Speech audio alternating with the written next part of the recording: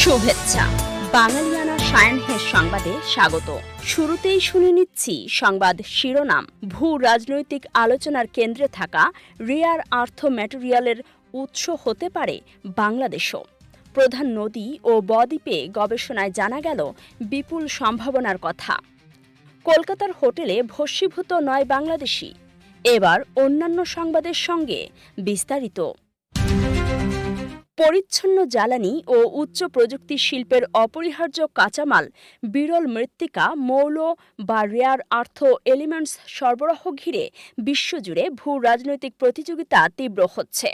২০২৪ সালে বিশ্বের মোট উৎপাদনের প্রায় ৭০% ছিল চীনের দখলে। বৈশ্বিক প্রক্রিয়াকরণ সক্ষমতার প্রায় ৮৫%ও দেশটির নিয়ন্ত্রণে। চীনা আধিপত্যের কারণে যুক্তরাষ্ট্র, ইউরোপ সহ বিভিন্ন দেশ বিকল্প উৎসের সন্ধানে নেমেছে। এমন পরিস্থিতিতে বাংলাদেশের গঙ্গা, ব্রহ্মপুত্র, মেঘনা বদ্বীপ, কক্সবাজার, টেকনাফ, মহেশখালীর সৈকত বালি ও ব্রহ্মপুত্র যমুনার চর ও প্লাবনভূমির পলিতে একাধিক বিরল মৃত্তিকা মৌলের উপস্থিতি নতুন সম্ভাবনা তৈরি করেছে। সম্প্রতি দুটি গবেষণা এবং তাতে পর্যালোচিত আগের গবেষণাগুলোর তথ্য অনুযায়ী এসব এলাকায় lanthanum, cerium, praseodymium, neodymium, samarium, gadolinium, terbium, dysprosium, holmium ও আরবিয়াম পাওয়া গেছে। শনাক্ত হয়েছে এসব মৌলের বাহক মোনাজাইট ও জেনোটাইম। ব্রহ্মপুত্রের ২০টি নমুনায় সেমিকন্ডাক্টর শিল্পের অপরিহার্য উপাদান কোয়ার্টার্সও পাওয়া গেছে। বাংলাদেশের বিরল মৃত্তিকা মৌল নিয়ে চলতি বছর প্রকাশিত গবেষণা দুটির একটি হল rare earth elements in the Ganga, Brahmaputra মেঘনা ডেল্টা ইন বাংলাদেশ, আর review of their distribution, extraction and pathways for green processing. Hydrometallurgy সাময়িকীতে প্রকাশিত এই গবেষণায় বদ্বীপে এসব মৌলের বিস্তৃতি ও উত্তোলন সম্ভাবনা পর্যালোচনা করা হয়েছে। অন্যটি হল major and trace element geochemistry of Brahmaputra river sediments in Bangladesh and implications for provenance and contamination. Discover geoscience এ প্রকাশিত এ গবেষণায় ব্রহ্মপুত্রের নতুন চর ও পললভূমি থেকে সংগ্রহ করা ২০টি নমুনায় থাকা মৌল ও খনিজের পরিমাণ পরীক্ষা করা হয়েছে। ব্রহ্মপুত্রের পলিতে পাওয়া কোয়ার্টার্স বিরল মৃত্তিকা মৌল নয়, তবে অত্যন্ত উচ্চ বিশুদ্ধতার কোয়ার্টার্স থেকে সেমিকন্ডাক্টর গ্রেড সিলিকন উৎপাদন করা যায়। যদিও এখানকার কোয়ার্টার্স সেই মানের কিনা তা এখনও পরীক্ষা করা হয়নি। এসব উপাদানের ভূ রাজনৈতিক গুরুত্ব অত্যন্ত বেশি। ২০২৪ সালে বিশ্বের প্রায় ৭০% বিরল মৃত্তিকা মৌল চীন উৎপাদন করেছে এবং বৈশ্বিক প্রক্রিয়াকরণ সক্ষমতার প্রায় ৮৫% দেশটির নিয়ন্ত্রণে রয়েছে।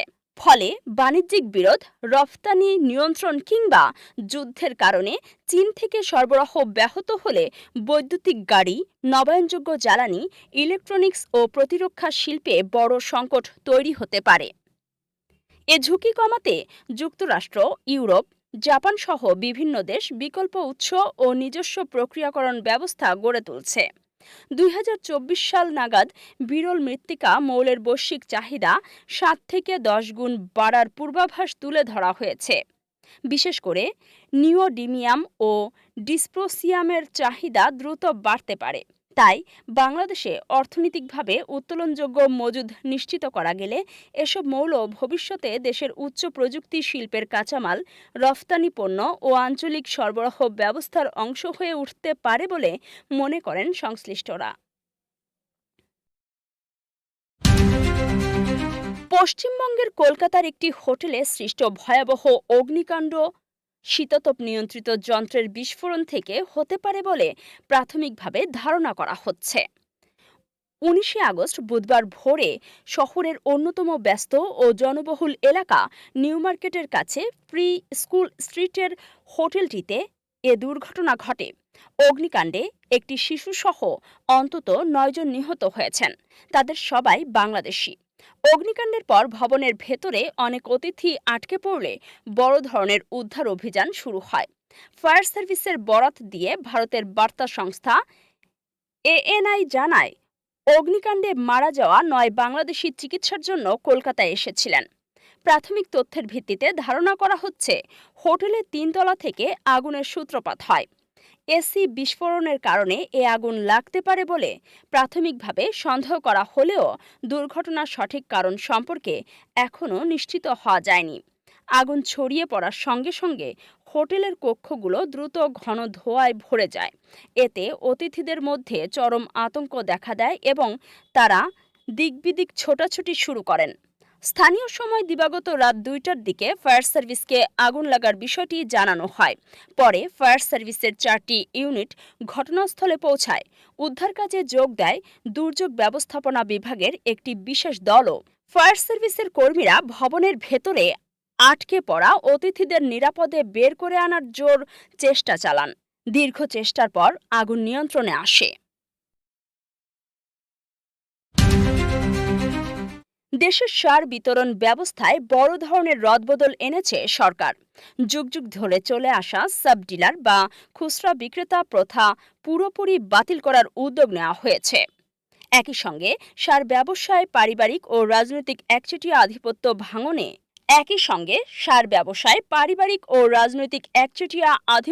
ভাঙতে কড়া শর্ত যুক্ত করা হয়েছে। সরকারের দাবি, কৃষকের কাছে সরকার নির্ধারিত মূল্যে সার পৌঁছানো এবং মাঠ পর্যায়ের অনিয়ম দূর করতেই এই পদক্ষেপ। গত বছরের ১৩ নভেম্বর অন্তর্বর্তীকালীন সরকারের সময় কৃষি মন্ত্রণালয় সার ডিলার নিয়োগ ও সার বিতরণ সংক্রান্ত সমন্বিত নীতিমালা ২০২৫ অনুমোদন করে। এরপর গত ১০ই আগস্ট সংশোধিত নীতিমালা প্রকাশ করে কৃষি মন্ত্রণালয়।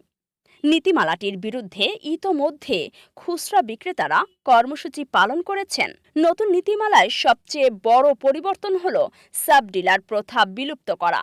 বলা হয়েছে, আগামী ৩১শে মার্চ ২০২৬-এর মধ্যে বর্তমান সাব ডিলারদের যাবতীয় দায় দেনা চুকিয়ে ফেলতে হবে। এরপর থেকে ডিলাররা সরাসরি কৃষকের কাছে সার বিক্রি করবেন। প্রান্তিক কৃষকদের সুবিধার জন্য প্রতিটি ডিলারের মূল গুদামের বাইরে নিজ এলাকায় আরও ২টি বিক্রয় কেন্দ্র থাকবে। অর্থাৎ একজন ডিলার মোট ৩টি কেন্দ্র থেকে নিজস্ব কর্মচারীদের মাধ্যমে সার বিক্রি করবে।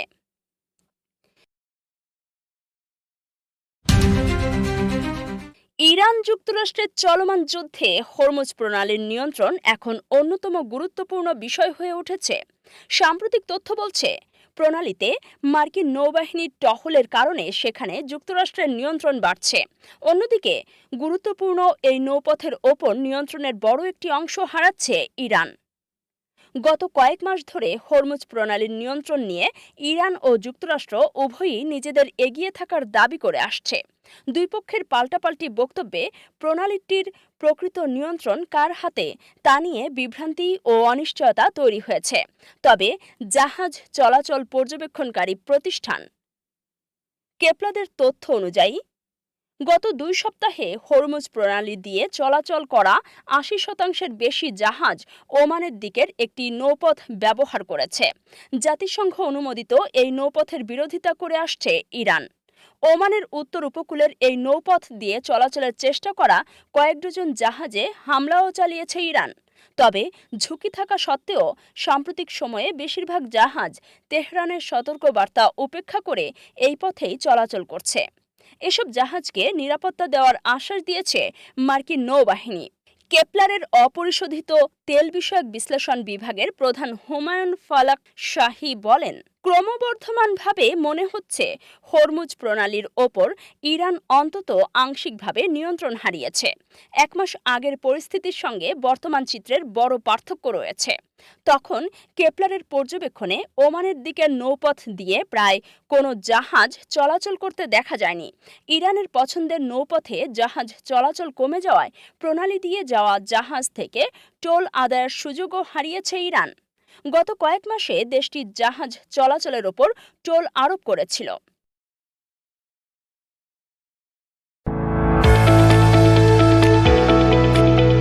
এবার শুনে নিচ্ছি বাঙালিয়ানার বাণিজ্য সংবাদ। পুঁজিবাজার নিয়ন্ত্রণ সংস্থা বাংলাদেশ সিকিউরিটিজ অ্যান্ড এক্সচেঞ্জ কমিশনের ১৭ কর্মকর্তাকে একসঙ্গে বাধ্যতামূলক অবসরে পাঠানো হয়েছে। এছাড়া বিভিন্ন পর্যায়ের ৫ জন কর্মকর্তার বেতন সর্বনিম্ন স্তরে নামিয়ে আনা হয়েছে। বিএসইসি প্রতিষ্ঠার পর একসঙ্গে এত কর্মকর্তাকে অবসরে পাঠানোর এটাই প্রথম ঘটনা। জানা যায়, গত বছরের ৫ই মার্চ বিএসইসির তৎকালীন চেয়ারম্যান খন্দকার রাশেদ মাকসুদ ও অন্যান্য কমিশনারদের কয়েক ঘণ্টা অবরুদ্ধ করে রেখে নাজেহালের ঘটনায় সরকারের শীর্ষ পর্যায়ের নির্দেশে মোট ২২ কর্মকর্তার বিরুদ্ধে এই ব্যবস্থা নিয়েছে বিএসইসি। ২২ কর্মকর্তার মধ্যে ১৭ জনকে বাধ্যতামূলক অবসরে পাঠানো ও ৫ জনের বেতন সর্বনিম্ন স্তর বা গ্রেডে নামিয়ে আনার সিদ্ধান্ত হয়। ১৮ আগস্ট মঙ্গলবার বিএসইসির পক্ষ থেকে এই সিদ্ধান্ত নেওয়া হয়। অত্যন্ত সতর্কতা ও গোপনীয়তার সঙ্গে বিএসইসি সরকারের এই নির্দেশ পালন করে।